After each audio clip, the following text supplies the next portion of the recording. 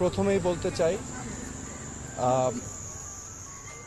বাংলাদেশের মুক্তিযুদ্ধ নেতৃত্বদানকারী বাংলাদেশের প্রথম প্রধানমন্ত্রী তাজউদ্দিন আহমেদ এবং সৈয়দা জোহরা তাজউদ্দিনের সন্তান এবং আমি নিজেই একজন রাজনীতিবিদ হিসেবে আমি 2 টার্ম বাংলাদেশ সংসদের সদস্য ছিলাম, স্বরাষ্ট্র প্রতিমন্ত্রীর দায়িত্ব পালন করেছি এবং এখন আমি একজন সাধারণ নাগরিক।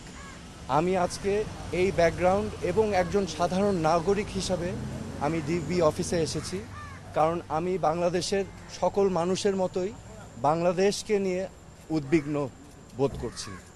আজকে এই পরিস্থিতি নিয়ে উদ্বিগ্ন বোধ করছি, কারণ আমি জানি বাংলাদেশের সকল মানুষ জানে যে আমরা মহান মুক্তিযুদ্ধ করেছিলাম একটি সোনার বাংলাদেশের জন্য, যেই সোনার বাংলাদেশে ন্যায় বিচার থাকবে, যেই সোনার বাংলাদেশে মেধা দিয়েই যাচাই হবে যোগ্যতা, যেই সোনার বাংলাদেশে গরিব ধনী সকলের জন্য মৌলিক অধিকার থাকবে, বাক স্বাধীনতা থাকবে,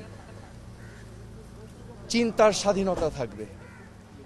আজকে আমি মনে করছি যে আমাদের সকলেরই এই অধিকারগুলো ক্ষুণ্ণ হচ্ছে মারাত্মকভাবে। আজকে আমরা জানি যে এখানে কোটা আন্দোলন হয়েছে, কোটা সংস্কার আন্দোলন হয়েছে এবং এই কোটা সংস্কার আন্দোলন নিয়ে আমাদের দেশে একটি অশান্তিপূর্ণ পরিস্থিতি বিরাজ করছে। এখানে শত শত মানুষ নিহত হয়েছে, নিরীহ 5 বছরের বাচ্চা থেকে শুরু করে 8, 10, 15, 16 ছাত্র, সাধারণ মানুষ সহ অনেক মানুষের প্রাণহানি হয়েছে এবং এটা আমাদের সবাইকে ক্ষত করেছে, আমাদের বিবেককে নাড়া দিয়েছে। এই বিবেকের নাড়ার কারণেই আজকে আমি ব্যক্তিগতভাবে ডিবি অফিসে এসেছি। কেন এসেছি? আমি ডিবি প্রধানের কাছে 3টা প্রশ্ন নিয়ে এসেছিলাম। আমার প্রথম প্রশ্ন ছিল যে এই 6 জন সমন্বয়কারীকে গ্রেফতার করা হয়েছে নাকি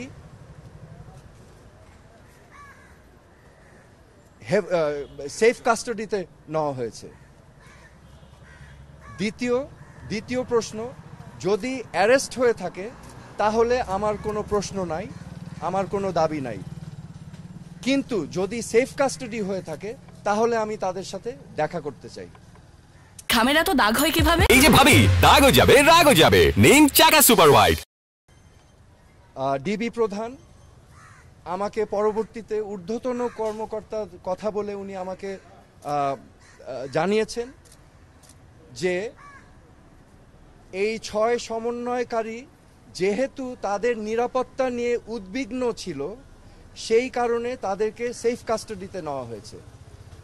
এই কথা শুনে আমি প্রশ্ন করেছিলাম যে আপনারা কিভাবে বুঝলেন যে তারা উদ্বিগ্ন তাদের নিরাপত্তা নিয়ে? তারা কি আপনাদেরকে জানিয়েছিল, রিকোয়েস্ট করেছিল? আমাকে তখন তিনি জানিয়েছেন না, ওনারা বুঝতে পেরেছেন মনিটরিং করে। সো যেহেতু তারা সেফ কাস্টাডিতে, আমি তখন রিকোয়েস্ট করলাম আমি তাদের সাথে দেখা করতে চাই। তো প্রতি উত্তরে আমাকে জানানো হয়েছে যে দেখা করতে চাইলে ঊর্ধ্বতন কর্তৃপক্ষের পারমিশন নিয়ে আমার দেখা করতে হবে তাদের সাথে। আমার তৃতীয় প্রশ্ন ছিল তাদেরকে কখন সেফ কাস্টাডি থেকে মুক্তি দেওয়া হবে। এই প্রশ্নের জবাবে তিনি বলেছেন যে ঊর্ধ্বতন কর্তৃপক্ষ যখন ওনাকে নির্দেশনা দিবেন তখনই ওনাদেরকে ছেড়ে দেওয়া হবে। সো আমার প্রশ্ন এখন, সেফ কাস্টাডি আমার জানা মতে একজন নাগরিক যদি রিকোয়েস্ট করে তাহলে সেফ কাস্টাডিতে নেওয়া যেতে পারে, কিন্তু রিকোয়েস্টের বাইরে যদি কাউকে সেফ কাস্টাডিতে নেওয়া হয় এটা কি আসলে সেফ কাস্টাডি না এটা অ্যারেস্ট? তো এটা হচ্ছে আমার প্রশ্ন।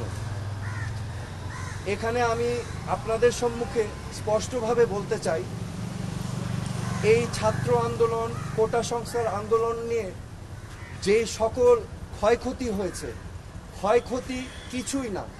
ক্ষয়ক্ষতি কেন কিছু না? এই ক্ষয়ক্ষতি যেই সম্পদের ধ্বংস হয়েছে সেগুলো তো জনগণের ট্যাক্স দিয়েই করা হয়েছে, এগুলো জনগণের সম্পদ, এগুলো হয়তো ভবিষ্যতে আমরাই আবার গড়ে নিব, কিন্তু একটি প্রাণ যেটা আমরা হারিয়েছি, একটি প্রাণও কি আমরা ফেরত পাবো? এই প্রাণ কি ফিরে আসবে? আমাদের মনে রাখতে হবে মুখ্য জিনিসটা কি, প্রাণের মূল্য কিন্তু কোটি কোটি কোটি কোটি কোটি টাকার থেকেও অনেক বেশি, তা অমূল্য। তা আমার আজকে আপনাদের সামনে আমি স্পষ্টভাবে বলতে চাই আইন শৃঙ্খলা রক্ষাকারী বাহিনীদের, আমাদের সেনাবাহিনীদের, যে আমাদের ছাত্রছাত্রী ভাই বোনদের বুকে যেন আরেকটা গুলি না যায়। আপনারা বিরত থাকুন, এটা ঠিক না, দিস ইজ নট রাইট।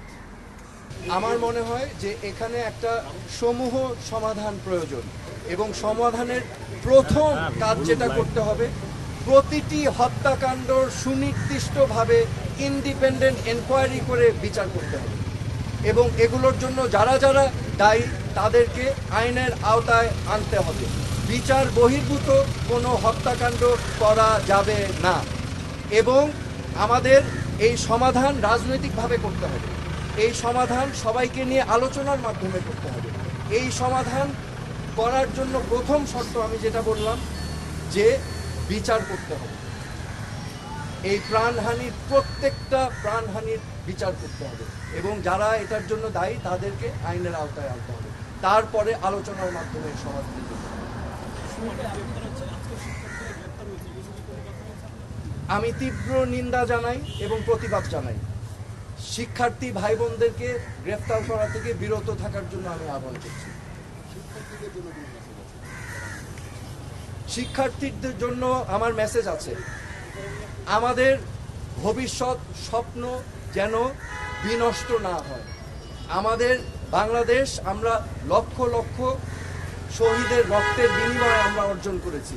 এই দেশটা তোমাদের, এই দেশটাকে তোমাদেরই করতে হবে। It is your responsibility. Do not lose hope. Okay? এবং সামনের দিক ভালো দিন আসবে, কিন্তু এখন কষ্ট করতে হবে।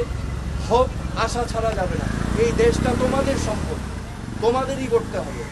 তোমরা ন্যায় পথে থাকবে, সত্যর পথে থাকবে, অন্যায়ের বিরুদ্ধে প্রতিবাদ করবে। That is my message. আমার কোনো পদক্ষেপ কর্মসূচি নাই। আমি আমার বিবেকের তাড়নায় এসেছি। যেটা আমি দেখছি চারিপাশে মানুষ যেই প্রশ্নগুলো করছে, যেই জবাবগুলো চাচ্ছে, আমি সেটাই জানতে এসেছি একজন নাগরিক হিসাবে। কিন্তু আমি বলেছি আমার একটা পরিচয় আছে, এই দেশের উপর আমারও হক আছে এবং সবার হক আছে। সো আমি সেই জন্যই এসেছি।